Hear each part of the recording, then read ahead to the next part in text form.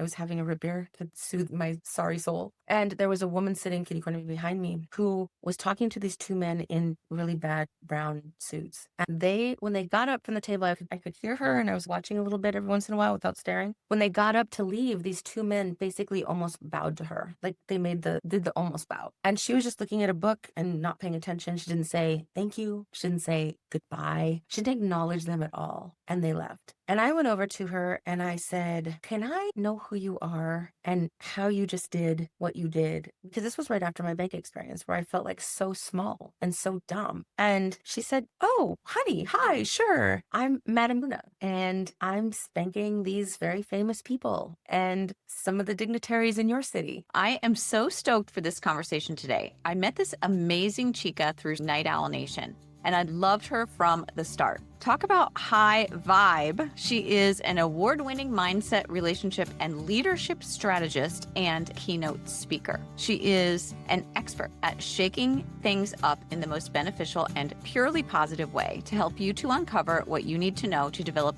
real neurocognitive skills to take you where you want to go in your relationships, in business, and also in all of life. She also accidentally founded a multi-million-dollar staffing corporation, which is a great story. We've got to get into that. She's a mom of girls, an older child foster adoption advocate, autism services specialist, and international author. We are also going to hear about her near-death experience. This episode is going to blow your socks off because she just let me in on another little secret that we are going to touch on. She actually used to be also a dominatrix. So the juicy stuff is about to spill. Welcome, Tressa, to the show. Thank you so much for having me. We have so much to discuss and all the tools to talk about. And I'm so honored to be here with you because you're one of my favorite human beings since the moment. You are so great. I know. Don't you love that? And we've never met in person, but you can feel that spark. You should always follow that, guys. When you feel that, like, you have to follow that spark because there's something really interesting there. I'm going to start out by asking you the question that you say on your website that you ask yourself every day. What changes in the world when we learn to connect without the fear of ourselves or projection of our stories? Yeah, that's part of my gratitude practice because what can change is we take a moment to contemplate that. What can change if we can move through the world without fear of who we are, if we're going to be accepted, what other people are going to do or say or believe. We get to our truths. And when we get there, we can fully live. So what I'm wondering is,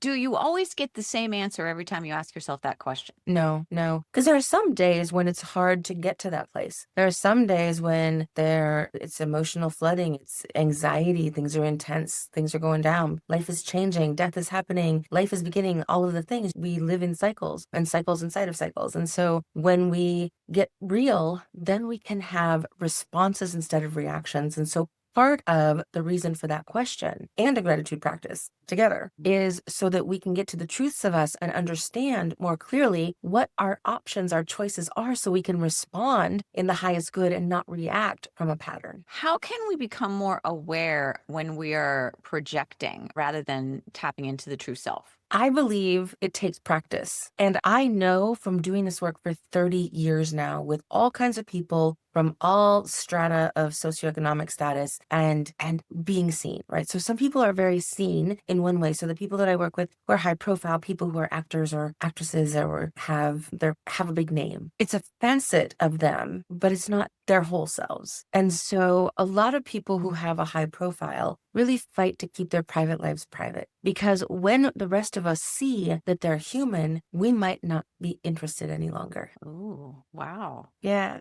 Getting to the truth of us, and I want to hear what that brings up for you, but I want to answer your question too. Getting to the truth of us, presence each day, and I try to do it several times a day, just what's happening for me, what's going on, how am I responding? Is this true that I want to go do this or not do this? Because we don't stop to ask. We just fill the role a lot of times. We just live the pattern. And we see that in relationships all the time. And that's where the breakdown occurs. That's where we start to go, how did I lose myself? We lost ourselves because we lived the pattern, not the truth of our presence. You said so many interesting things there.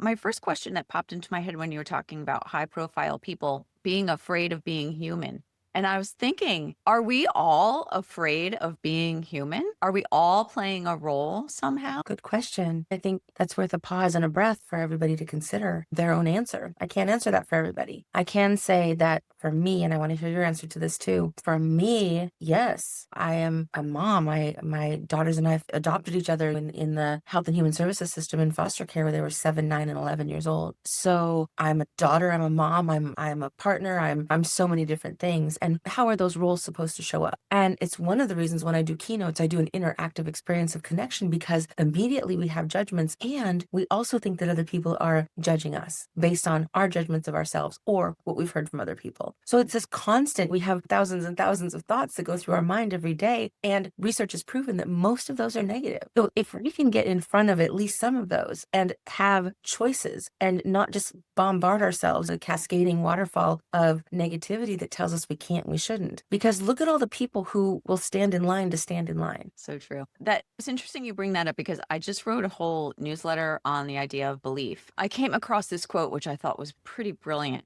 Belief kills creativity. Say Because more. once you get stuck in a belief, the idea is you risk not being able to be open to innovation, to change it, because innovation requires you to have a new belief or change what you already know in knowing in the knowing of something else. And that you were talking about the negative self-talk and the beliefs, it made me think about the beliefs we have about ourselves. And so I did write a little bit about this in this newsletter. If you are a person with a fixed mindset and you're unable to expand your consciousness, that applies to your negative self-talk just as much as it applies to your ideas about the world that might be mistaken. It's like you have to watch out for that dogma that you've created around your own identity, right? Totally. And sometimes we need to cling to our identity so we aren't just floating in the void. So there are a couple of things we can do. And one of them, as I'm hearing you talk, is yes, absolutely. I can't wait to read what you said about belief and creativity. When I work with marketing teams or teams that need to be creative, one of the things that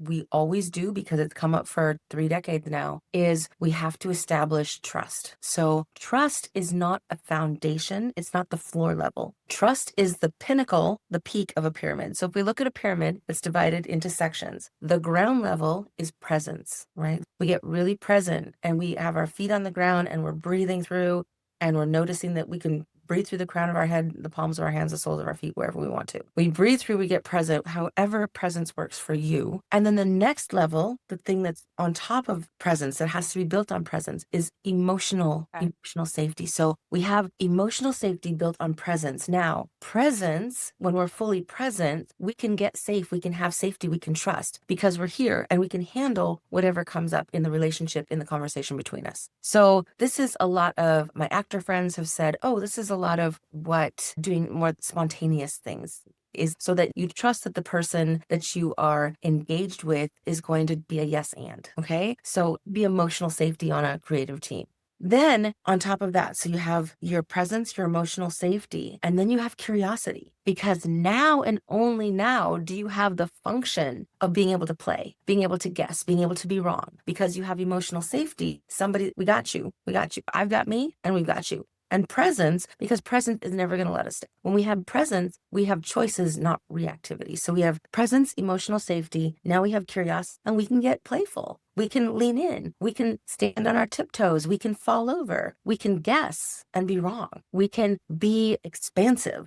And then on top of that curiosity, then we play, we try, we succeed, we fail, we try again. And then we have that pinnacle of trust. Okay. I'm wondering about what that says about people with a fixed mindset versus a growth mindset. And I always think about the research of Carol Dweck. I don't know if you're familiar with her book, Mindset, but I talk about it a lot. And I'm just wondering, without knowing the answer right now, if the people who tend toward a more fixed mindset are less secure or feeling like they don't have that safety or security level. I can't diagnose. Yeah, but it's an interesting thing to think about, right? Yeah, I would say that it would be highly likely. They've learned a pattern of protection for their authority, for their intelligence, for whatever, their heart. And a lot of times when I'm working with these very high profile couples, we have every time, unless you're a sociopath, you have an issue with self-worth. It's been taught to us over time in order to keep us safe. So our brains, the oldest part of our brain, are wired for survival. And so what we call ego, we can also call survival mechanism, because ego survival, the part in our way in here, deep in our brain, is just trying to keep us safe. And so the smaller and less seen we are, the more safe we are. And so it would be easy, and I have done this, to build safeguards against being seen, being out there, trying and failing. It makes total sense. Yes, Nate, to think about high profile people not wanting to be seen, not because there's a part of them that's very seen, Totally. but the real essence, the true essence of them is what they're not wanting to be seen. And some people can blend it. We've seen for sure, but I definitely have recognized that a lot of people that I've worked with in the past decades have said some form of, I have everything the world told me that I was supposed to have. Tell me why I'm not happy. And also a majority of people who are high achievers will say, I can't sleep at night. I'm terrified that I'm not going to wake up with the next big idea. My team is counting on me. These people need to know that I know what I'm doing. I don't know that I know what I'm doing. That imposter syndrome that impacts so many of us and is a big barrier, both to change, to growth, all three things, to change, to growth, and to our creativity. You're obviously a master of expansion, and you've gotten to this point where you're really just amazing this whole relationship dynamic, working on the self to feed into your ability to connect with others and with the world and all of this. Like, it's so obvious that you're a master at this. And so I'm curious about your whole path to get to this person who you are today.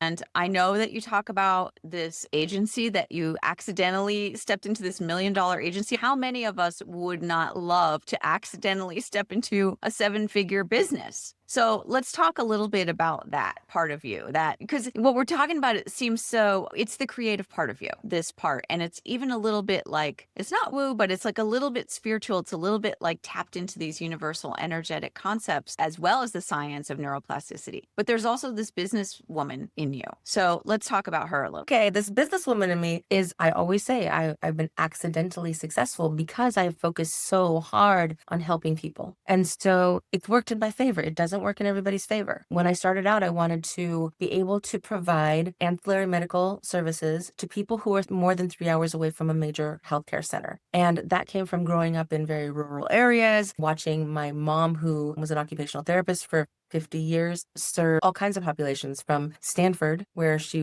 I was born, where she was first working when I came into the world, to the tiniest mountain village care centers for kids who had severe and profound disabilities. So I had this whole spectrum, and I don't know if it was cheap childcare or what it was, but I, every day after school, went to her work. And I don't think I can get away with that in this day and age. But at the time, since she was the boss, I could. So nepotism at its finest. But because of that, my very first friends were human beings of all ability levels. And this was at a time way back in the mid 1900s, would have been 19, gosh, a long time ago, in the late 70s, where these children were in these care systems where at one of the places their families never came to see them. They were just, families didn't know what to do with these kids at the time. And we do now, we're a lot better now. And I guess we had to go through those stages to get here. But there were kids who had hydrocephaly, which is fluid, intracranial fluid. And at the time, again, different medical procedures. And there was this one young man who didn't have a name on his bed. He had the word waterhead on a piece of paper, scotch taped to his hospital bed. And I remember as a little kid knowing that was wrong.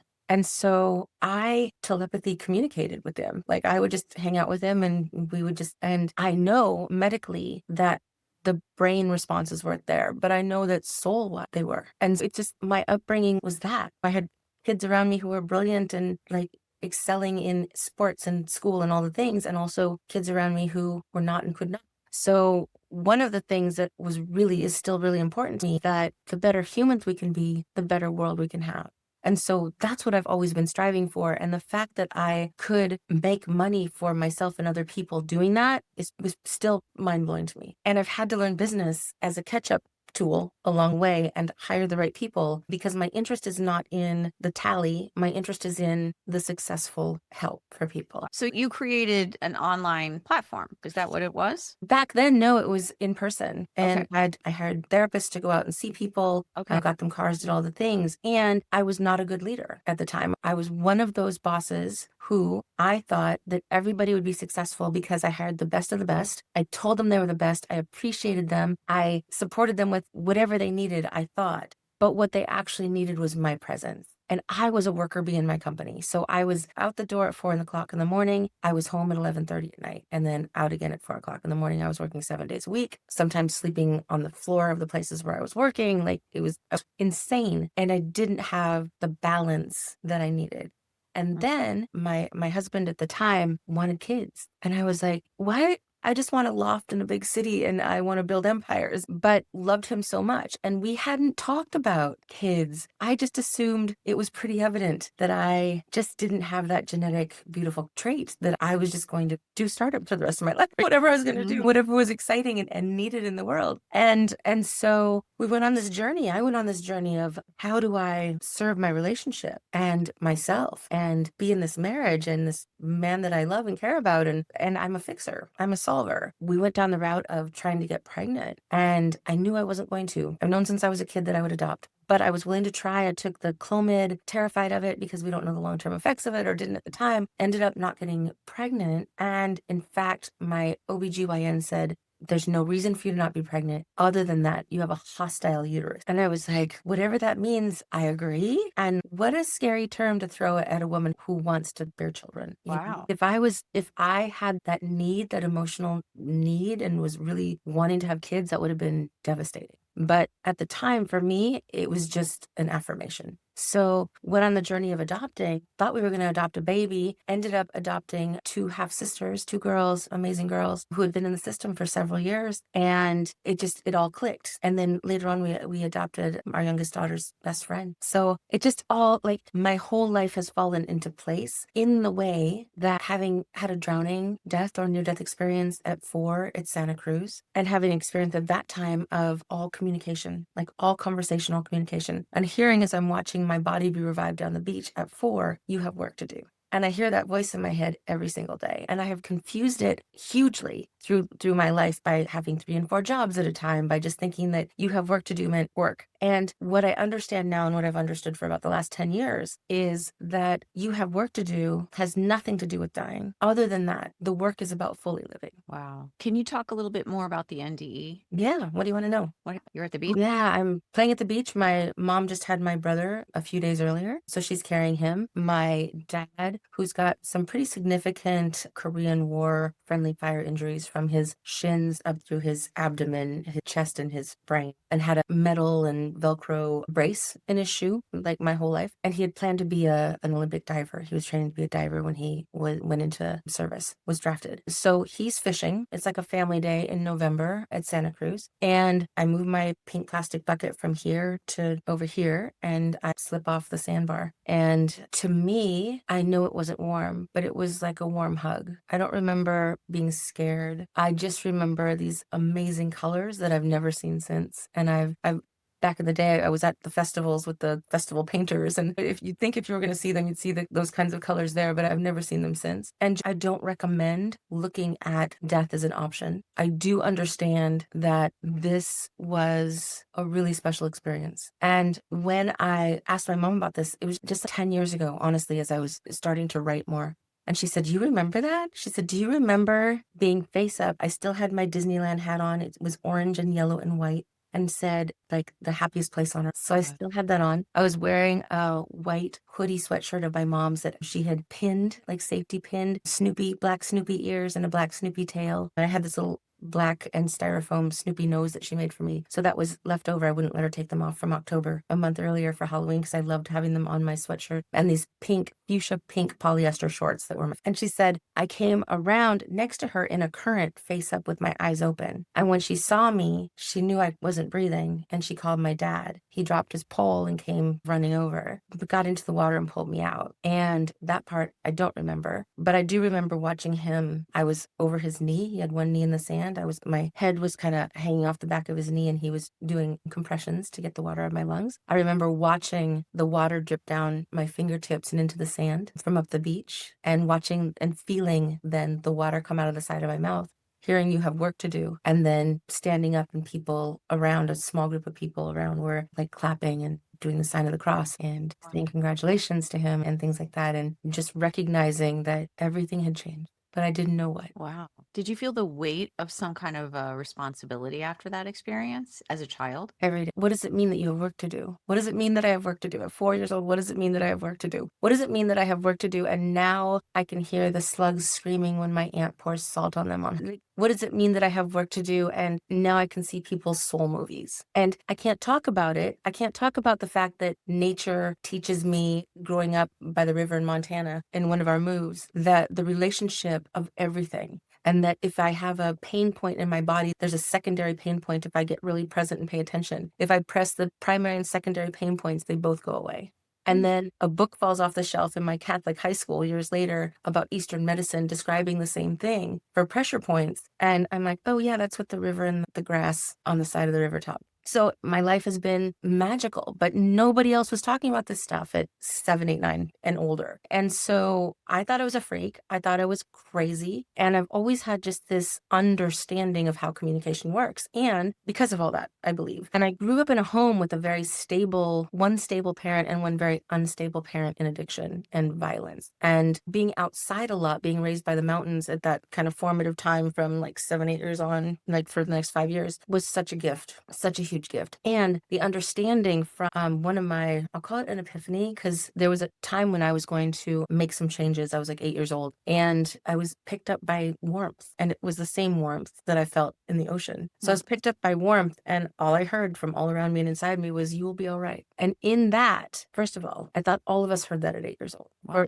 until I was until my wedding, when I was talking about this stuff with some friends of my then husband, and this friend of his said, Tressa, not everybody gets that. And I went, oh, maybe that's something I need to be sharing with people too. And it's not the Pollyanna, you will be all right, everything's going to be okay, there's a reason for everything. I don't believe that. I don't. There's too much terrible stuff that happens for there to be a reason for that kind of suffering of people, animals, and the planet, all three things. But I know how to help people have better relationships with themselves and with each other, because I understand and I can see what's happening for people. I can fix your relationship and I can see your soul. But the biggest thing that needs to happen is that you need to be able to see your soul. You need to understand your truths. And this is all science backed. So we talk soul and it sounds woo, but I'm going to say that quantum science and cognitive science have proven these things. And when we have our truth and our understanding that is ever evolving, I'm not an expert. I'm a good student. And I believe that to be a teacher of anything, we need to be studenting a lot more than teaching. So I'm constantly forever a student and have been since that day at 4. Yeah.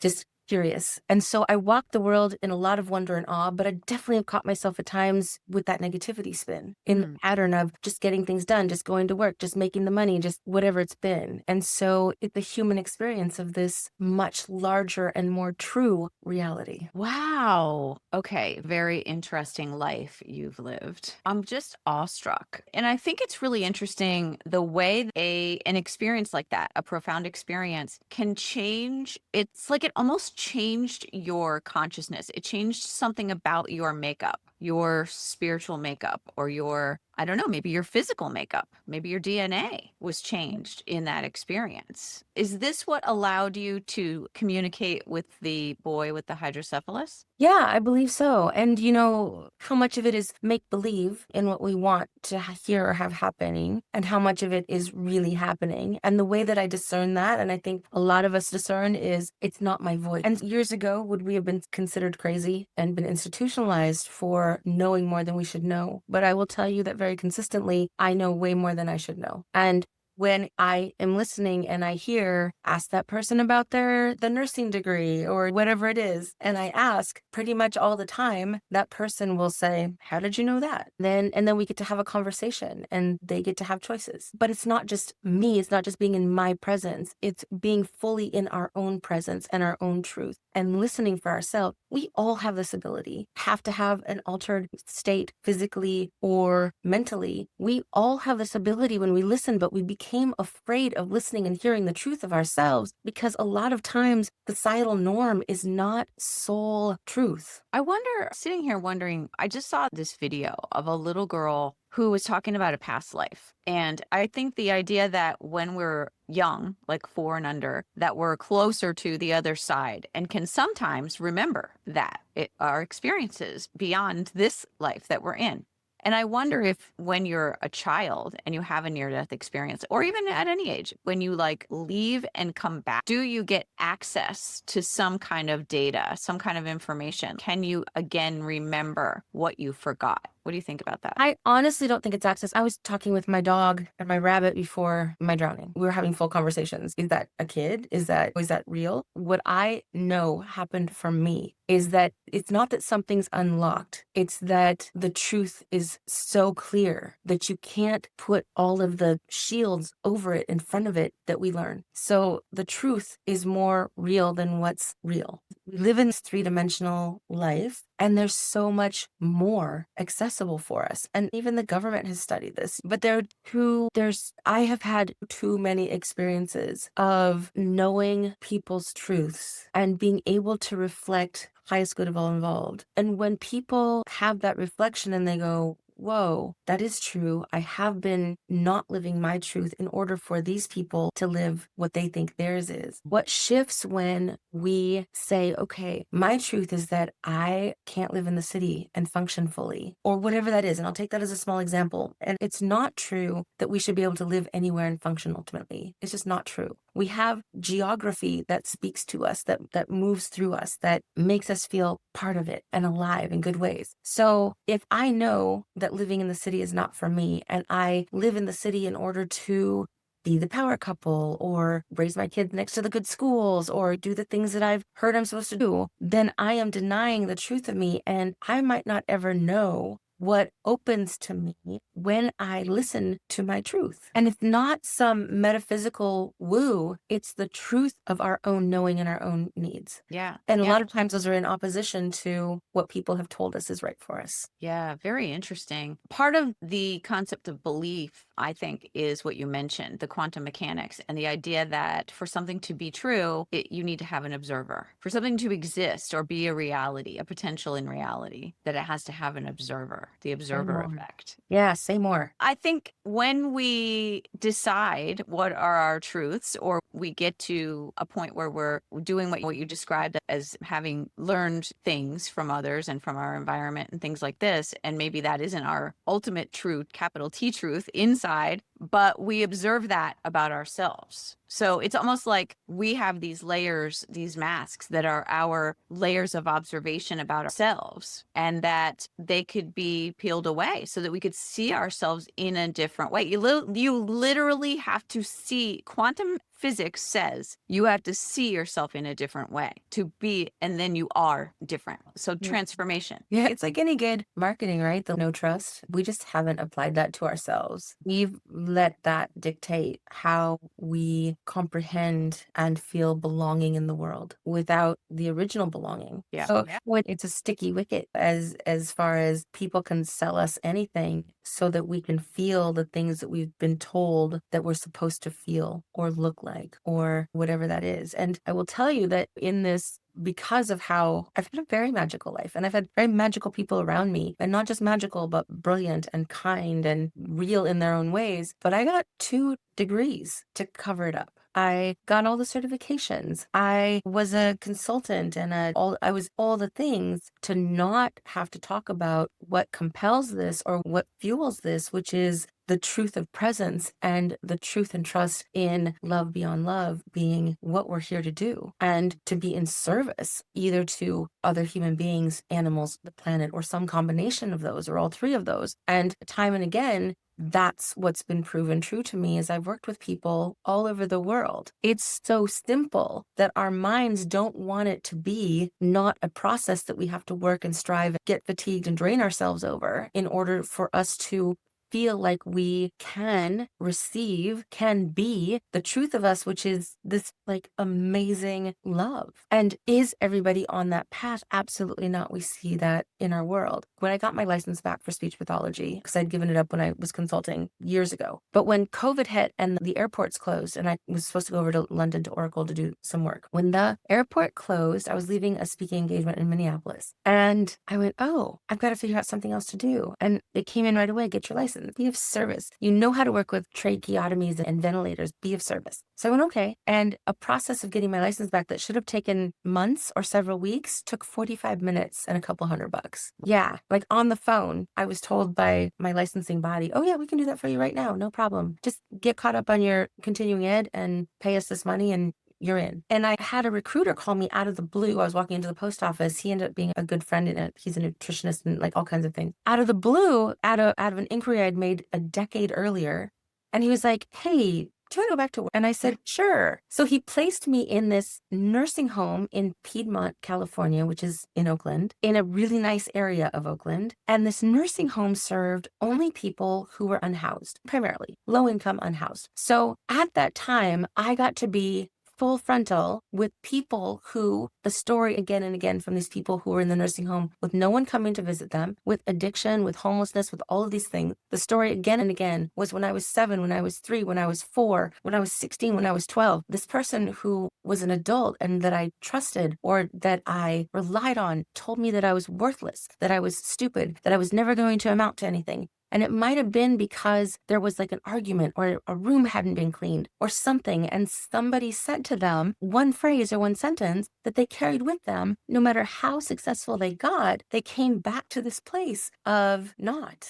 And this was what was in their head. They'll never amount to anything. So even one of my guys in there who passed had worked for NASA, was a scientist. And then this alcohol wife leaves, takes the kid, loses the house, loses the job, has titanium cufflinks in his, hem, but has lived outside for 8 years. It's just like we believe what we hear. And that's why marketing psychology has been so fascinating to me. How can we say to each other and to ourselves what we need to hear to be the truth of us rather than what they want us to hear to buy what we think is the truth of us? Yeah. The way that you have always been so heart-led and service-led is it's very interesting. And it's what the top voices will tell you to follow and to not worry the money, to not worry about the how, to just follow your heart in service. That because money matters. Can money buy happiness? I'm going to tell you that it can buy safety. And so then you can build your happiness when you have safety. It's like the trust pyramid. You've got to have safety. And there are so many people who don't have access to that and don't know how. And I think that's wrong. Yeah. But I think, should we not pay attention to wealth building at all? No, I think that would be silly. But I think there's a good way to do both from most places that we're at. Some people just don't have access. We're really privileged to have access to the ability to make money if we want to. Now that's changing a little bit with AI, I think, over the next several years. And still, we're innovators. Yeah.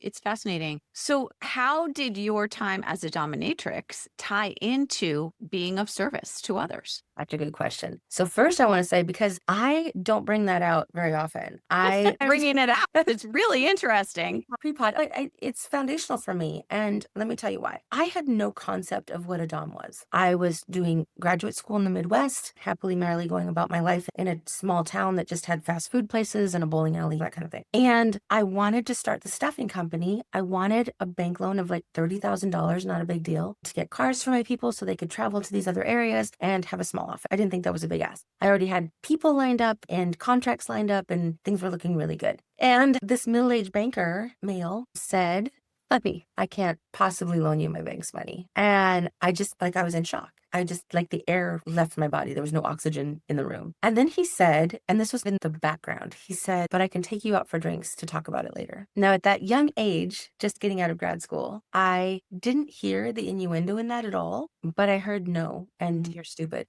and your idea is stupid and you're never going to be successful. And it's just this whole cascading, all the negative beliefs. When you have reinforcement of negativity, it's very easy to believe the negativity. So I went trudge walking. I don't even remember leaving the bank. I just went walking, sulking, and ended up at a pub that made their own root beer. And I was having a root beer to soothe my sorry soul. And there was a woman sitting kitty corner behind me who was talking to these two men in really bad brown suits. And when they got up from the table, I could hear her, and I was watching a little bit every once in a while without staring. When they got up to leave, these two men basically almost bowed to her. Like they did the almost bow. And she was just looking at a book and not paying attention. She didn't say thank you. She didn't say goodbye. She didn't acknowledge them at all. And they left. And I went over to her and I said, can I know who you are and how you just did what you did? Because this was right after my bank experience where I felt like so small and so dumb. And she said, oh, honey, hi, sure. I'm Madame Luna and I'm spanking these very famous people and some of the dignitaries in your city. And I went, what does this mean? What does this mean? What does it like process?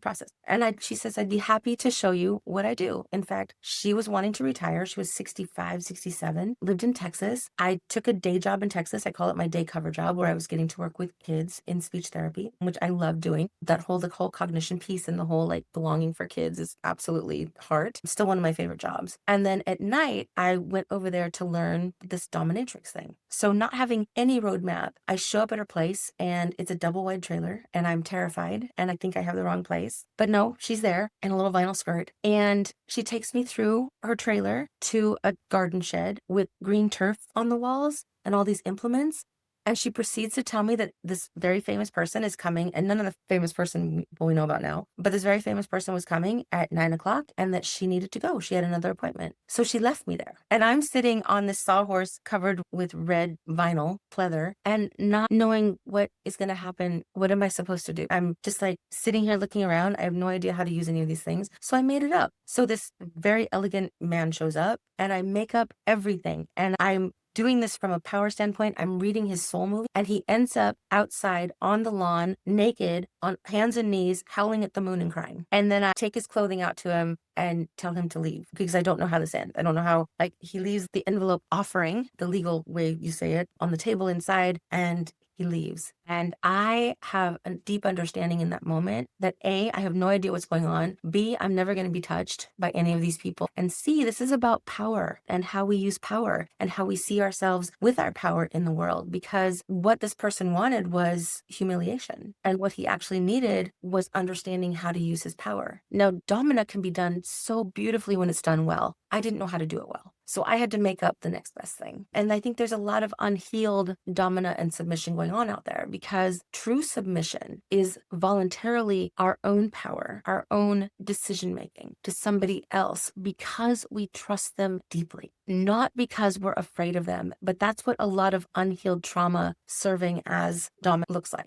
Wow, these themes keep coming up. The trust, the belief, the relationship, like it just all threads through every single thing we've talked about. Everything, every part of my life, everything. Wow. Okay. Every part of all of our lives. Relationship is everything. And I heard some people from the UN talking about this with regard to AI when I was at Harvard and Deepak Chopra was having a symposium. And the people from the UN said, if we could all just understand that AI is another relationship that we have to wield with integrity, and people are going to be out of integrity with it, but it's a relationship and everything is a relationship, and relationship impacts all of us. And like your post the other day, everything affects everything. It's all connected. Yeah. And so my role in the world in this lifetime is to simply help make that better. Wow. I think you're doing a fantastic job. And it's very interesting to hear the journey of a person who's gone through so many different parts of life, but yet there are common threads.